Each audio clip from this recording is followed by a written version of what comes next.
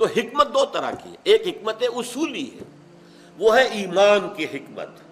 ایک تو ہے اللہ کو مان لیا، آخرت کو مان لیا، ایک ان ایمانیات کے اندر جو اصل شے ایسنس ہے اس تک رسائی ہو جائے، انسان پہنچ جائے اس تک، اور اس کا ذہن اور قلب دونوں مطمئن ہو جائے، جس کو کہ قرآن مجید میں نفس مطمئنہ کہا گیا ہے، دل اور دماغ دونوں مطمئن ہیں ایمان پر، اس کا دماغ بھی اسی شے کی تصدیق کر رہا ہے جو دل کہہ رہا ہے، یہ حکمت دین کہلائے گی، حکمت ایمان۔ مولانا روم کا شعر ہے،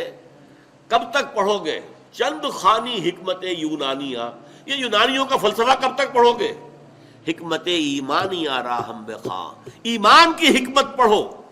ایمان کی دانائی، ایمان کا فلسفہ، اور ایک ہے حکمت احکام کی،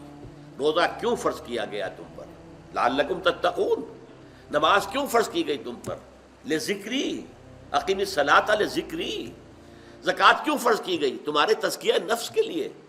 یہ دل سے مال کی محبت کم ہوگی تو تمہارے جو ہے نفوس ان کے اندر تزکیہ پیدا ہوگا، تو احکام کی حکمت یہ چوٹی کی شے ہے۔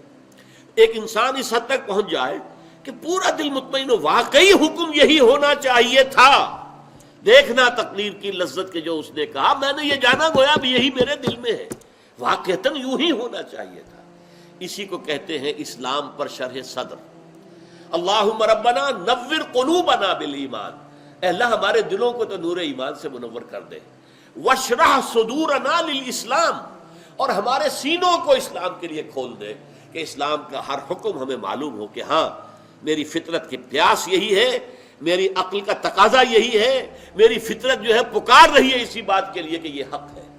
یہی حق ہے، یہی صحیح ہے، یہی درست ہے۔ جب یہ ہم آہنگی ہو جاتی ہے شریعت کے احکام اور انسان کے ذہن و فکر اس کے ساتھ، تو یہ ہے میچورٹی کا اور تعلیم نبوت کا گویا کہ سب سے اونچا مقام۔